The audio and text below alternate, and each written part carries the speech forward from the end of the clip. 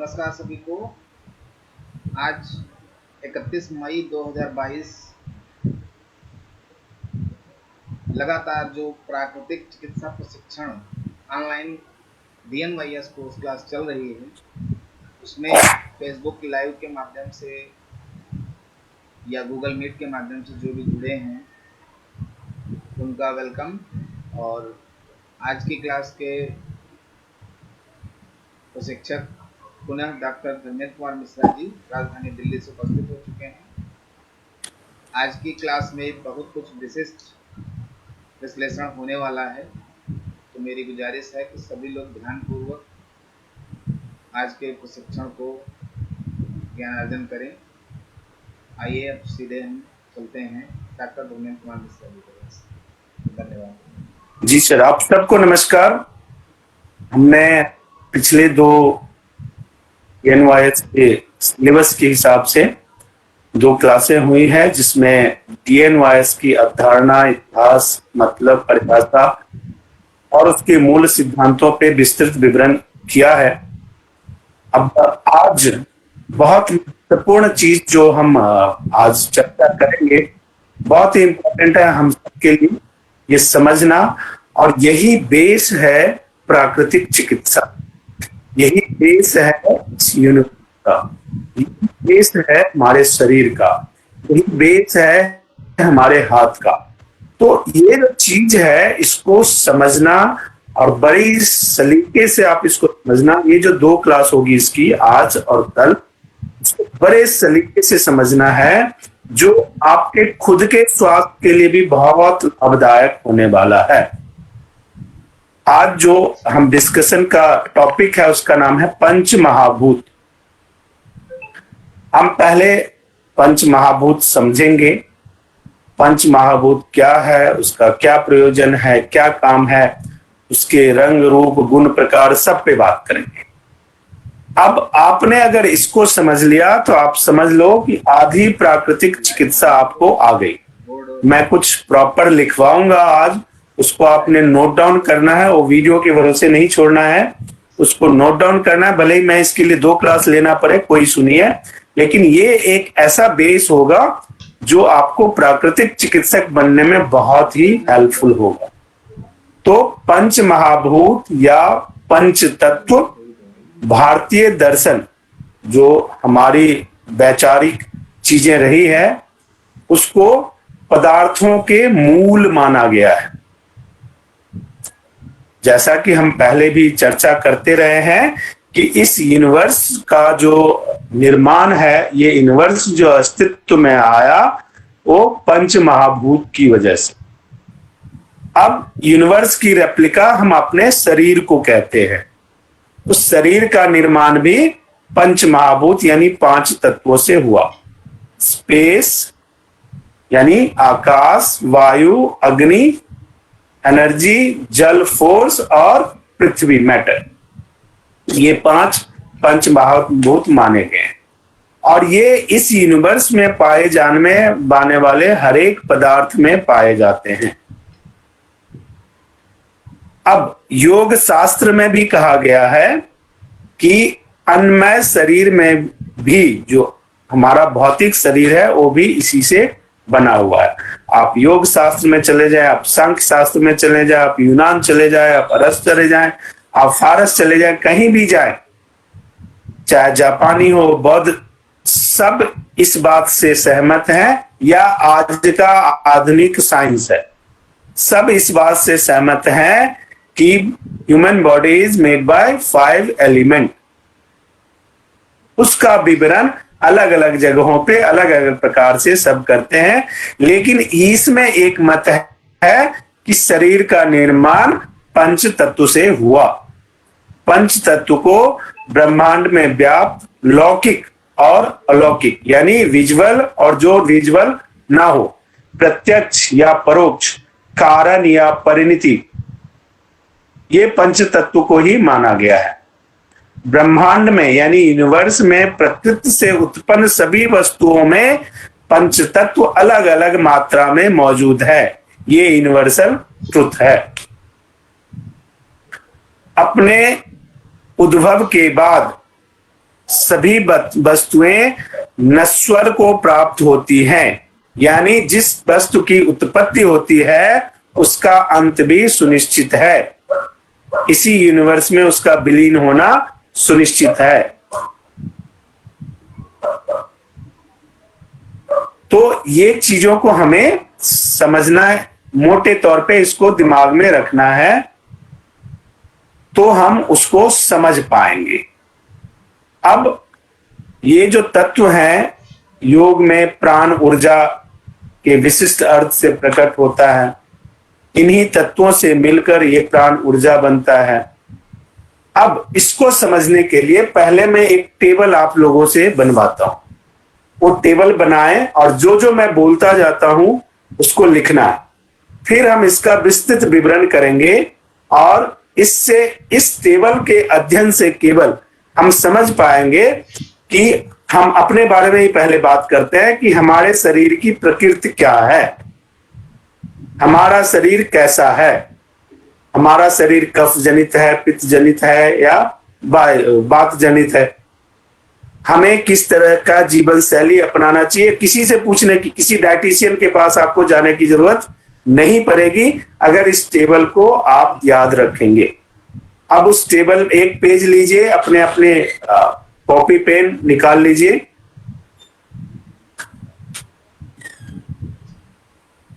छह कॉलम बनाना है।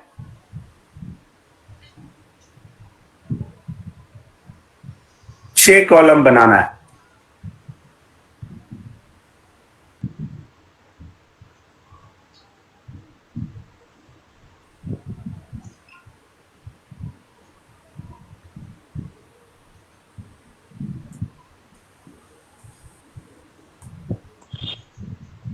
बना लिया आपने, और 17 लाइनें खींचनी है, तो एक एक बॉक्स बन जाएगा। उस बॉक्स में लिखना है आप,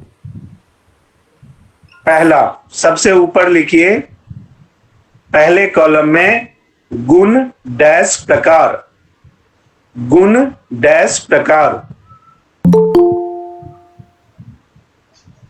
दूसरे कॉलम में पृथ्वी,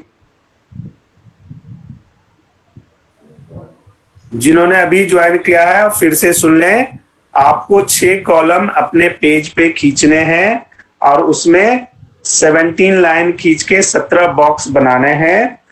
पहले बॉक्स में, पहले कॉलम के पहले बॉक्स में लिखना है गुण डैश प्रकार। दूसरे कॉलम में लिखना है पृथ्वी। तीसरे कॉलम में लिखना है जल। चौथे कॉलम में लिखना है अग्नि। पांचवें कॉलम में लिखना है वायु और छठे कॉलम में लिखना है आकाश। एक बार फिर मैं रिपीट कर देता हूं, ये हेडिंग्स हैं। पहले कॉलम में गुण प्रकार, दूसरे कॉलम में पृथ्वी, तीसरे कॉलम में जल, चौथे कॉलम में अग्नि, पांचवें कॉलम में वायु, छठे कॉलम में आकाश। अब आप आ जाओ दूसरी लाइन में।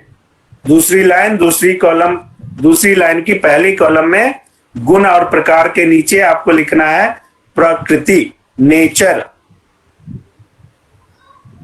प्रकृति यानी नेचर। पृथ्वी के नीचे लिखना है भारी। जल के नीचे लिखना है शीतल। अग्नि के नीचे लिखना है उष्ण। वायु के नीचे लिखना है अनिश्चित। आकाश के नीचे लिखना है मिश्रित। मैं एक बार रिपीट करता हूं, गुण और प्रकार के नीचे लिखना है प्रकृति। पृथ्वी के नीचे लिखना है भारी। जल के नीचे लिखना है शीतल। अग्नि के नीचे लिखना है उष्ण। वायु के नीचे लिखना है अनिश्चित और आकाश के नीचे लिखना है मिश्रित। अब तीसरे लाइन के पहले कॉलम में प्रकृति के नीचे लिखना है गुण यानी क्वालिटी। तीसरे लाइन के पहले कॉलम में गुण प्रकृति के नीचे लिखना है गुण यानी क्वालिटी। दूसरे कॉलम में पृथ्वी के नीचे लिखना है वजन और एकजुटता। वजन और एकजुटता। जल के नीचे लिखना है द्रवता और संकुचन। द्रवता और संकुचन। अग्नि के नीचे लिखना है गरम कौमा प्रसार। गरम कौमा प्रसार। वायु के नीचे लिखना है गति और आकाश के नीचे लिखना है फैलाव। अब चौथे लाइन में गुण के नीचे लिखना है पहला कॉलम वर्ण। गुण के नीचे लिखना है वर्ण।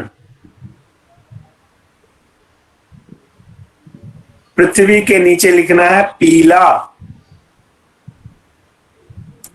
जल के नीचे लिखना है सफेद। अग्नि के नीचे लिखना है लाल।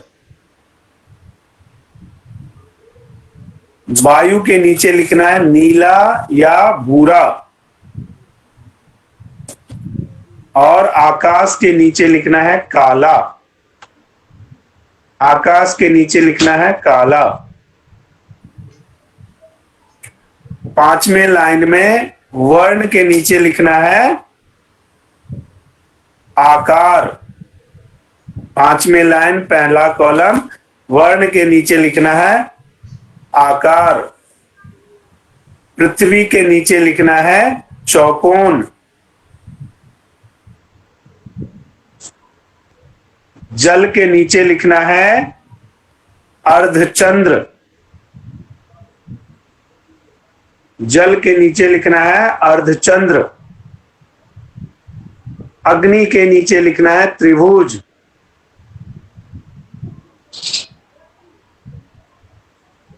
अग्नि के नीचे लिखना है त्रिभुज। वायु के नीचे लिखना है षटकोण। वायु के नीचे लिखना है षटकोण।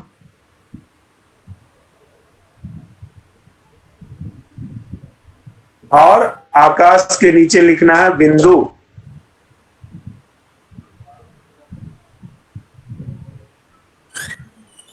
छठे लाइन पहला कॉलम आकार के नीचे लिखना है चक्र। आकार के नीचे लिखना है चक्र। पृथ्वी के नीचे लिखना है मूलाधार। जल के नीचे लिखना है स्वाधिष्ठान। जल के नीचे लिखना है स्वाधिष्ठान यानी अर्धचंद्र के नीचे लिखना है स्वाधिष्ठान। अग्नि यानी ऊपर जो त्रिभुज लिखा है उसके नीचे लिखना है मणिपुर। वायु यानी जो ऊपर का षटकोण लिखा हुआ है उसके नीचे लिखना है अनाहत। अनाहत। और लास्ट में आकाश जिसके नीचे लिखना है विशुद्धि।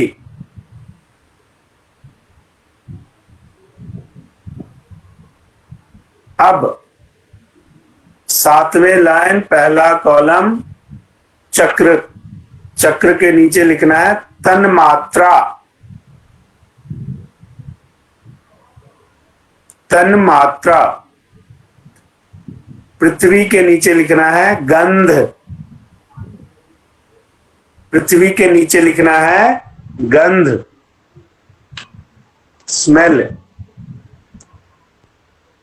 स्वादिष्टान यानी जल के नीचे लिखना है स्वाद।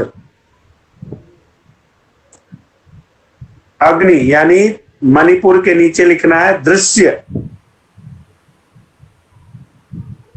वायु यानी अनाहत के नीचे लिखना है स्पर्श।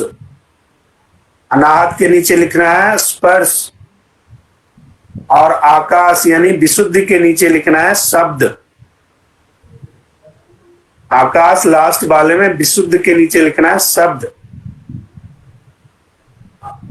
अब 8वें लाइन पहला कॉलम तन मात्रा के नीचे शरीर में कार्य,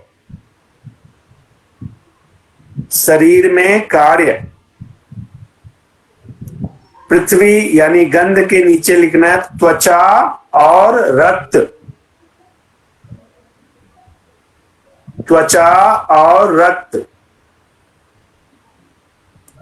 जल के नीचे लिखना है शरीर के सभी द्रव, शरीर में जितने तरल पदार्थ हैं वो जल तत्व में आते हैं। शरीर के सभी द्रव, द्रव मीन्स तरल पदार्थ। अग्नि में लिखना है क्षुधा, निद्रा और प्यास,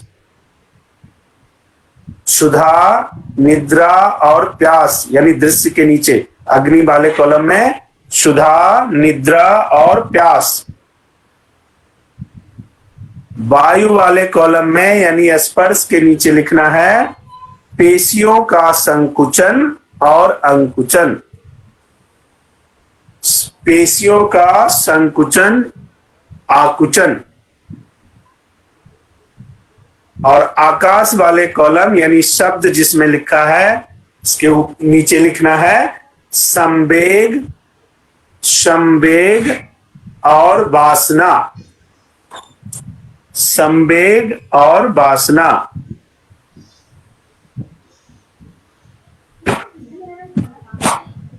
अब 9वें लाइन के पहले कॉलम जहां शरीर में कार्य लिखा है वहां पे आप लिखो शरीर में स्थिति, शरीर में स्थिति। अब पृथ्वी के नीचे जहां त्वचा रक्त ऊपर लिखा हुआ है उसके नीचे लिखो जांघें, खाई, जांघें। जल तत्व जहां पे शरीर के सभी द्रव लिखा है जिस कॉलम में उसके नीचे लिखो पैर।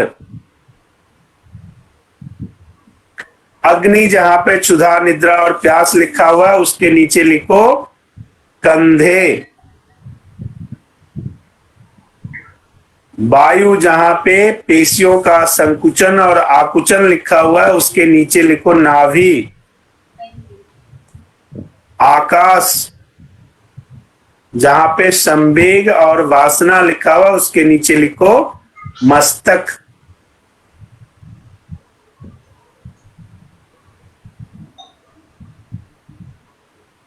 अब नेक्स्ट लाइन में पहला कॉलम जहां पे आपने ऊपर लिखा हुआ शरीर में स्थिति उसके नीचे आपने लिखना है उस कॉलम में मानसिक दशा, मानसिक दशा। पृथ्वी वाले कॉलम में जहां आपने जांघें लिखा उसके नीचे अहंकार।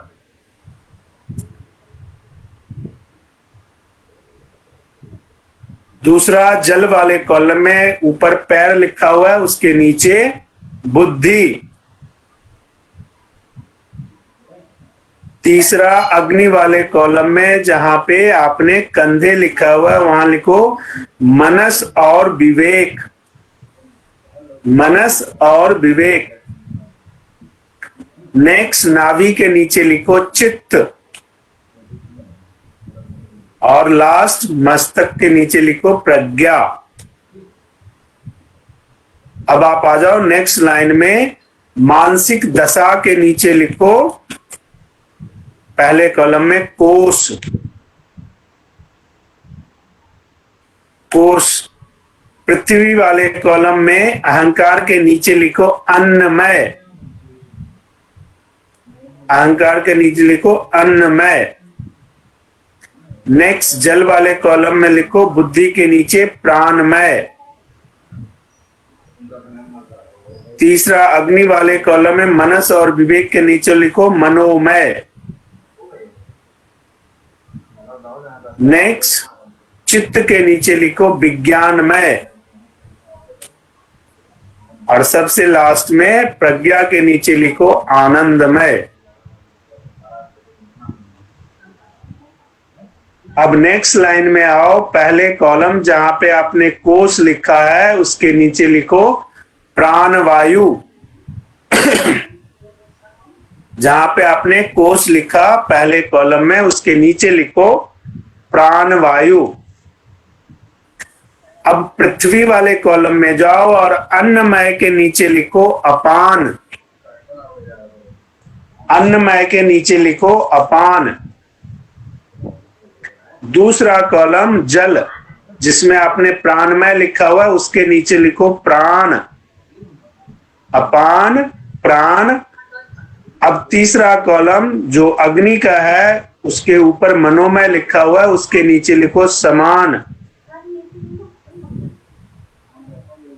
चौथा कॉलम जो वायु का है, उसके ऊपर लिखा हुआ विज्ञानमय, उसके नीचे लिखो उदान।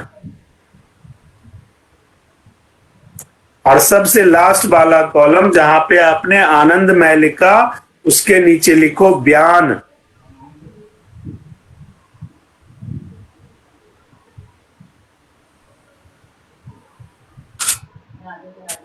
अब नेक्स्ट लाइन फिर आओ और पहला कॉलम प्राणवायु के नीचे लिखो ग्रह।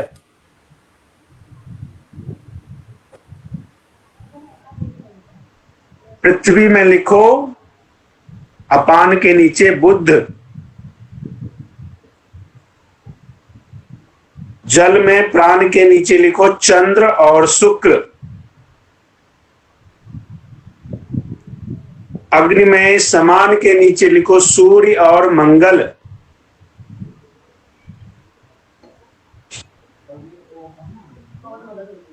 वायु में उदान के नीचे लिखो शनि। आकाश में व्यान के नीचे लिखो बृहस्पति। नेक्स्ट कॉलम में जाओ, जहां पे आपने ग्रह लिखा, उसके नीचे लिखो पहले कॉलम में दिशा, डायरेक्शन। पृथ्वी वाले कॉलम में जहां पे आपने बुध लिखा है, वहां पे लिखो पूर्व। नेक्स्ट कॉलम में जहां पे आपने चंद्र और शुक्र लिखा है, उसके नीचे लिखो, जो जल का कॉलम है उसमें लिखो पश्चिम। तीसरे में जो अग्नि का कॉलम है, जिसमें आपने सूर्य और मंगल लिखा है, वहां पे लिखो दक्षिण। चौथे में जहां पे आपने शनि लिखा है, वहां पे लिखो उत्तर। और लास्ट में जहां पे आपने बृहस्पति लिखा है, वहां लिखो मध्य ऊर्ध्व। मध्य ऊर्ध्व।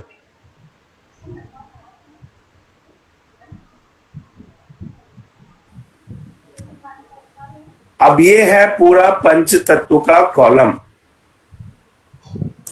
इस पर हम विशेष चर्चा करेंगे कल। उससे पहले कुछ और महत्वपूर्ण चीज लिखवाना है, तो आज मैं लिखवाने का काम खत्म कर लूं।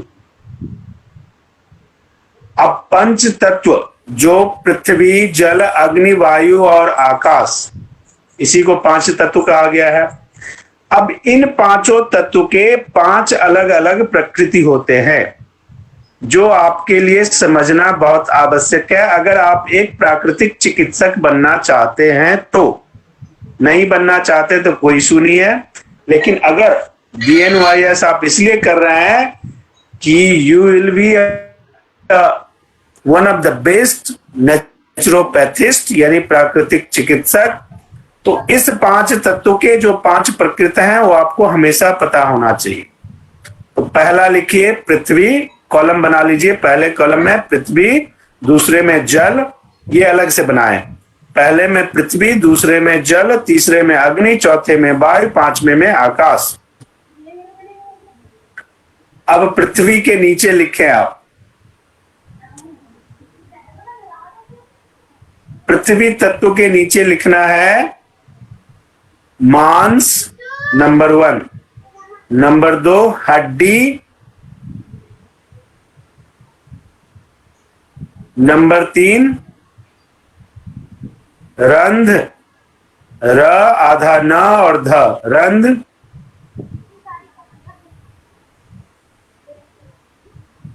नंबर 4 त्वचा, नंबर 5 नाखून। मांस, हड्डी, रंध्र, त्वचा, नाखून। अब दूसरा है जल तत्व। जल तत्व में आप लिखें लार। जल तत्व में पहला लार, दूसरा पसीना, तीसरा खून,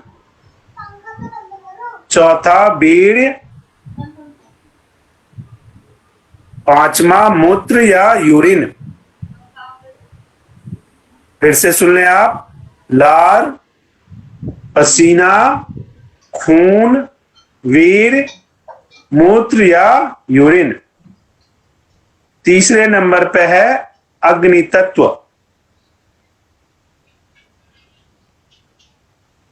अग्नि तत्व में पहले नंबर पर लिखें आप भूख।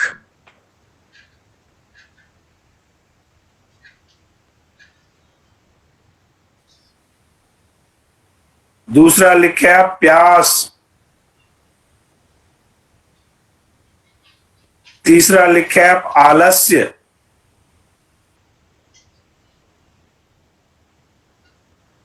चौथा लिखे आप निद्रा।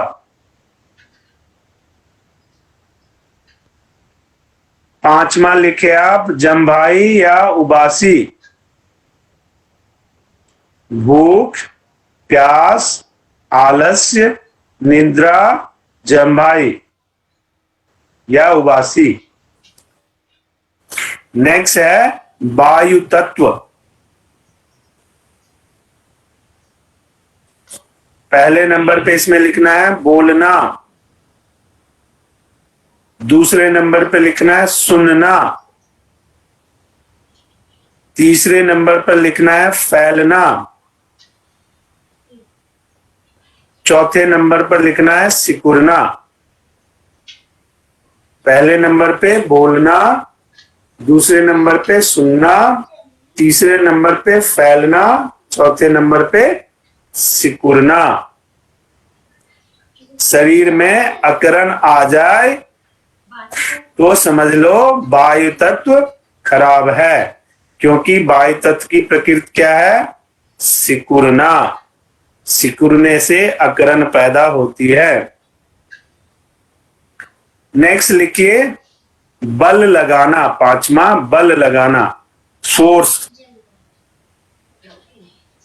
पांचवा है आकाश तत्व। आकाश तत्व में आपने लिखना है शब्द।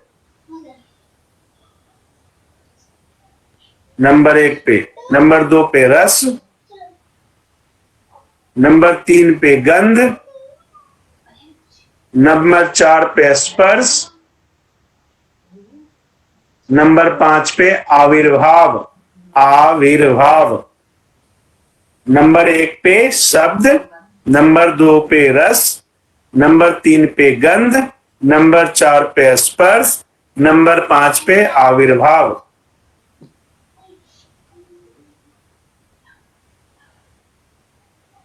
जिन जिनने इस 25 प्रकृति को अपने लिए सामान्य बना लिया, उनका प्राकृतिक चिकित्सा में उन्नति करने से कोई नहीं रोक सकता। इसका मतलब आपको कोई तपस्या नहीं करना, आपको कोई पूजा नहीं करना, आपको कोई वैराग्य नहीं करना, आपको नौकरी करना है, आपको एथिकल वर्क करना है, आपको तर्कशील जीवन जीना है। इसके लिए यह जानना बहुत महत्वपूर्ण है। अब ये 2 महत्वपूर्ण चीजें मैंने लिखवाई है। इसका संपूर्ण विवरण मैं कल करूंगा, क्योंकि आज इतना समय नहीं है कि इन सारी चीजों को संपूर्ण में समझा पाऊं आपको। लेकिन इसके अलावा बहुत कुछ है जिसके बारे में स्टडी अभी करना है। उससे पहले एक दोहा मैं सुनाता हूं आप लोगों को। क्षितिजल पावक गगन समीरा, पंच तत्व मिल बने शरीरा। क्षितिजल पावक गगन समीरा, पंच तत्व।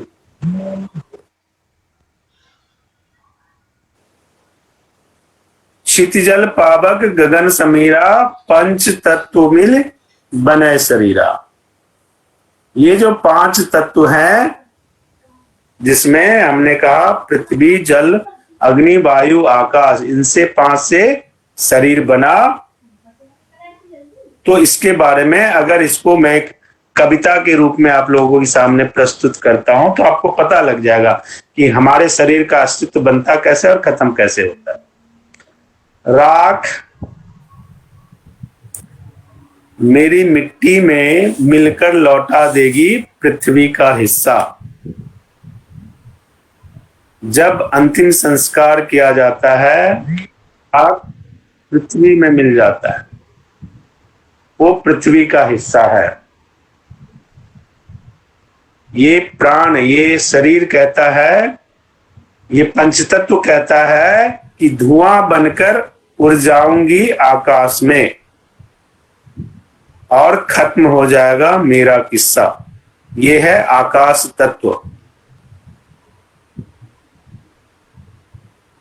नेक्स्ट, कुछ मेरी राख के कण और उड़ता धुआं वायु का कर्ज चुकाएगा, और यह कर्ज चुकाने के बाद शायद ऊपर वाला एक नया शरीर बनाएगा। इसके अलावा 3 और तत्व हैं, पृथ्वी जल वायु अग्नि आकाश के अलावा मन बुद्धि और अहंकार। ये प्रकृति के 8 तत्व हैं, लेकिन यूनिवर्स का निर्माण पंच तत्व से ही हुआ है। ये निर्माण के बाद की बात है, तो इसलिए मन बुद्धि अहंकार भी तत्वों में होता है। इसके अलावा 9 रस होते हैं जो हमारे शरीर के निर्माण करने में बहुत ही अहम भूमिका निभाते हैं। उसके बारे में भी छोटा मोटा हम चर्चा करेंगे। वो भी बहुत महत्वपूर्ण है जो हमें ध्यान में रखना चाहिए, जिससे हमारे शरीर को एक नया और ठोस जीवन प्राप्त होता है। तो ये पंच महाभूत के बारे में मैंने एक मूलभूत चीजें आपको बताई है। अब इस मूलभूत चीजों में जो इंपॉर्टेंट चीज था वो क्या था, वो आपको ये टेबल और ये 25 प्रकृति आपको याद रखना है। जब ये 25 प्रकृति आप याद रखेंगे तो आप अच्छी तरह से इलाज कर पाएंगे।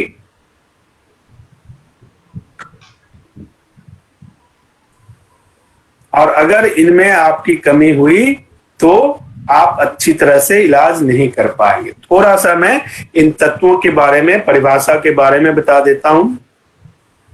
हम आकाश से शुरू करते हैं। आकाश का मतलब क्या होता है? अंतरिक्ष। आकाश का मतलब अंतरिक्ष। अब अंतरिक्ष 2 चीजों के बीच कई गैप को परिभाषित करता है। अंतरिक्ष क्या है? असीम है। अंतरिक्ष बिना सीमा की बातें करता है। तो अंतरिक्ष क्या करता है हमारे लिए?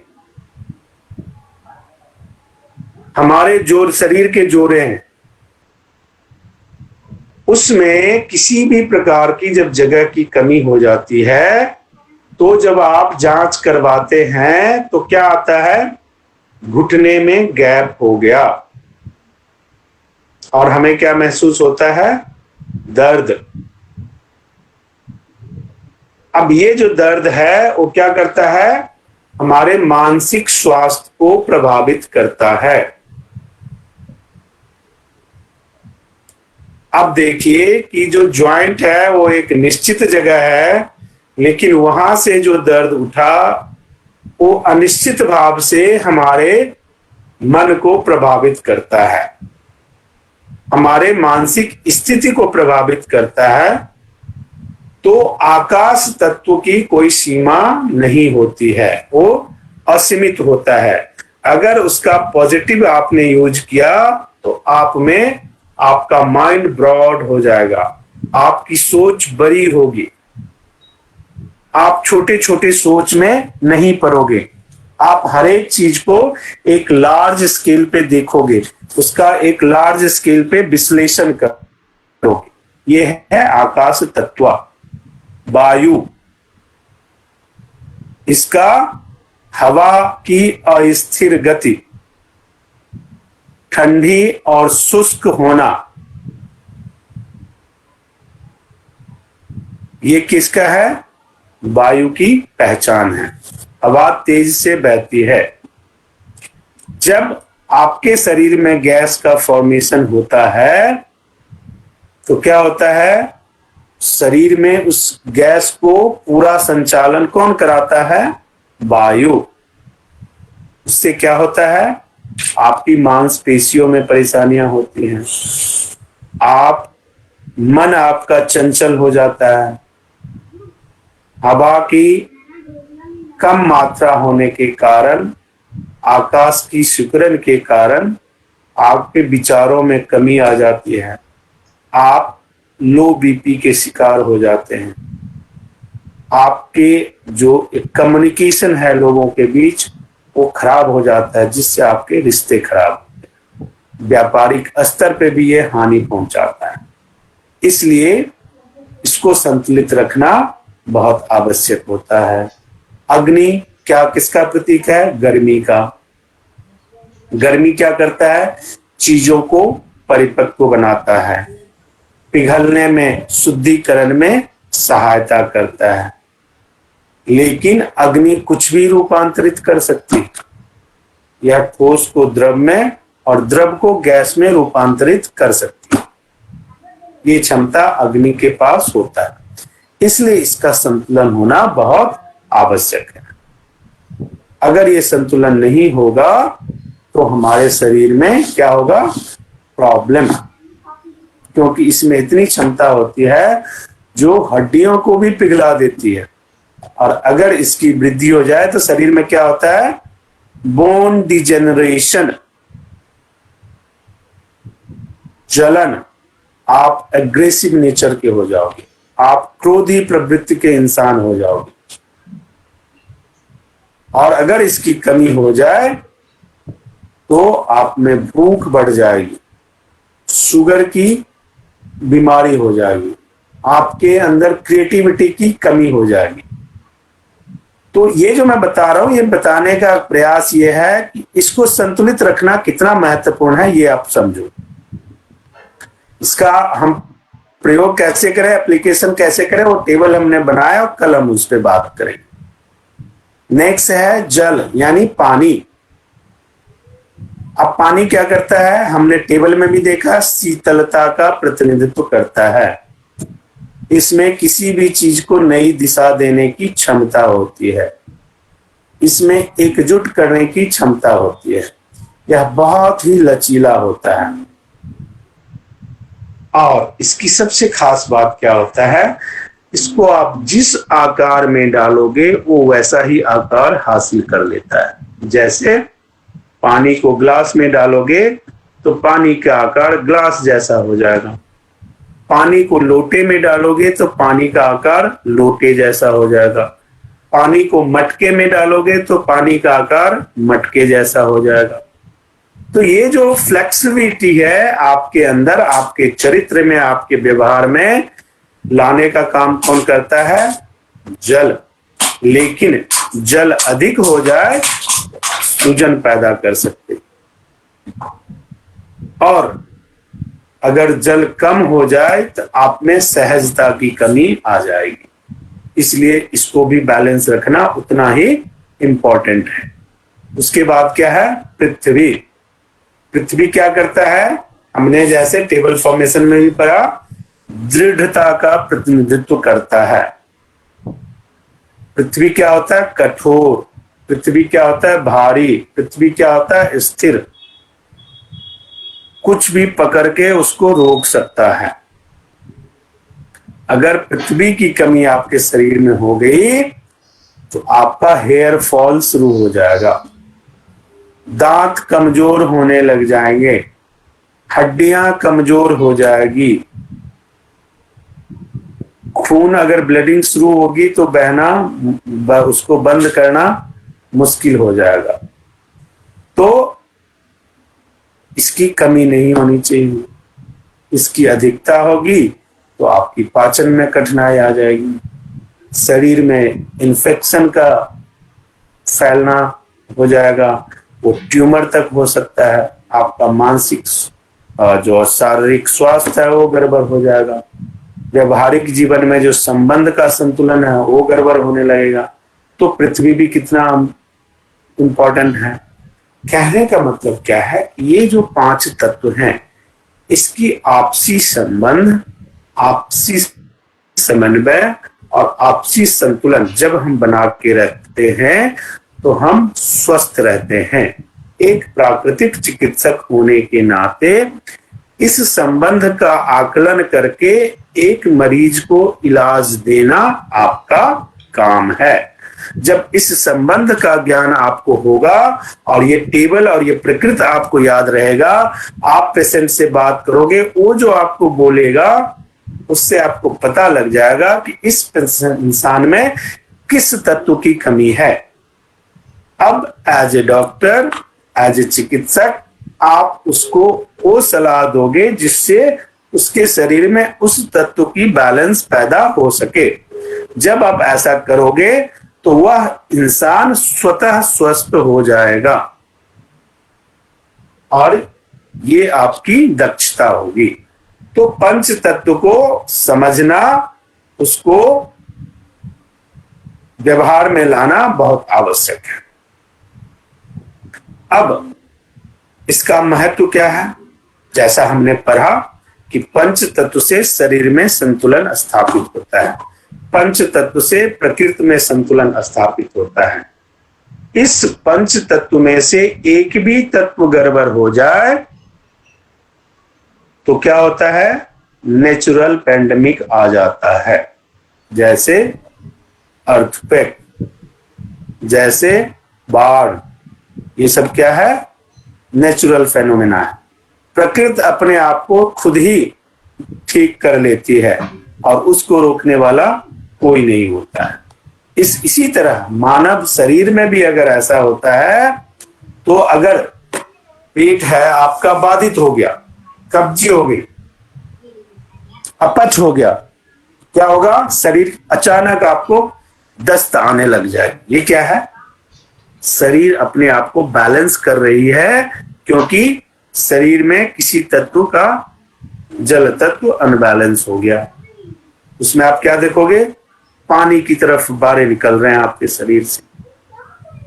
तो ये प्रकृति है। जैसे प्रकृति अपने आप को बैलेंस करती है, वैसे हमारा शरीर भी बैलेंस कर लेता है अगर आप उन चीजों का ध्यान नहीं रखोगे तो एक सामान्य तौर पे अगर हम पंच तत्व का आकलन करेंगे तो हमें यह ध्यान रखना चाहिए कि हमारे जीवन में इन 5 तत्वों में से किसी भी तत्व की कमी नहीं होनी चाहिए। अगर ऐसा होगा तो हमारा जीवन जीना दूभर हो जाएगा, असंभव हो जाएगा, क्योंकि हमारे जीवन का नींव ये 5 तत्वों पर निर्भर करता है। इसलिए इन 5 तत्वों का संतुलन बना के रखना हमारा काम है। और एक प्राकृतिक चिकित्सक होने के नाते आपको इसमें लोगों की मदद करना, आप केवल इतना कर दोगे तो वो उनको स्वास्थ्य लाभ भी होगा और वो आपको धन्यवाद भी देंगे और आप पैसे भी अर्न करोगे और आपका नाम भी होगा। आज की क्लास हम यही रोकते हैं। कल 25 प्रकृति और टेबल पे हम विस्तृत चर्चा करेंगे और कल हमारी पंच महाभूत की क्लास कंप्लीट हो जाएगी। आप सबका कोई प्रश्न है तो आप पूछ सकते हैं। सर, ये पंच तत्वों को एक्टिव करने के वाले योगासन। अभी तो मैं क्या हुआ ना कि गेहूं का पौधा लगाया नहीं, आप पूछ रहे हो गेहूं कहां से काटें। अभी तो मैंने वो बात ही नहीं की है। वो जब मैं कल टेबल और प्रकृति की बात करूंगा तो आप पूछना योगासन।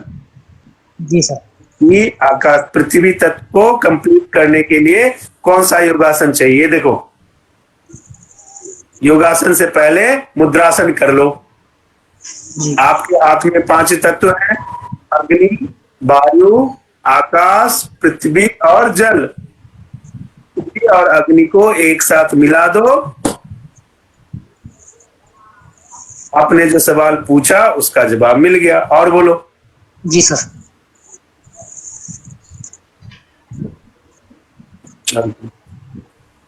और कोई सवाल है? प्रणाम सर। प्रणाम जी, प्रणाम। बोलिए बोलिए। सर ये आविर्भाव का मतलब, आपकी आवाज नहीं आ रही है क्लियर। आविर्भाव का मतलब इसका आविर्भाव। सर, आविर्भाव का मतलब हाँ, कल जब हम टेबल पे चर्चा करेंगे ना। आविर्भाव ये आकाश का। हाँ हाँ, मैं कह रहा हूं जब कल हम टेबल पे चर्चा करेंगे ना तो उस पे विवरण करेंगे, आविर्भाव पे चर्चा करेंगे। कट गया रे। जी। और कोई सवाल? Okay okay sir.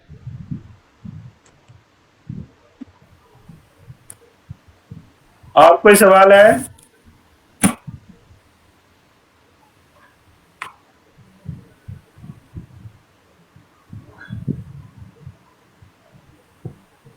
और किसी का कोई सवाल हो तो आप पूछ सकते हैं, अन्यथा हम आज की क्लास को यहीं स्टॉप करेंगे।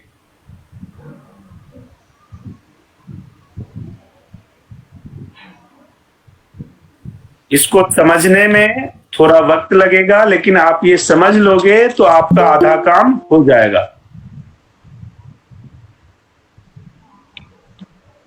बहुत बहुत धन्यवाद डॉक्टर धर्मेंद्र कुमार मिश्रा जी। जी। आज का प्रशिक्षण सफलतापूर्वक पूर्ण हुआ और आज वैसे भी बताया गया कि विशेष महासत्र, विशेष सेशन था, प्रशिक्षण था प्राकृतिक चिकित्सा को लेकर के। जो पंच महाभूत, पंच तत्व, इस पर पूरा बेस्ड जो रहता है प्राकृतिक चिकित्सा, उसका आज जो पहला पार्ट कंप्लीट हुआ और आगे लगातार कल जो है आपको आगे का पार्ट कंप्लीट किया जाएगा। बस यही गुजारिश, सभी लोग तन्मयता से जुड़े रहें और प्रशिक्षण प्राप्त करें। आने वाला समय वो दिन दूर नहीं है कि आप भी प्राकृतिक चिकित्सक के रूप में अपना व्यक्तित्व निखार सकते हैं। इसी के साथ आज जो है इस प्रशिक्षण को यहीं पर विराम दिया जाता है। सभी को नमस्कार, धन्यवाद।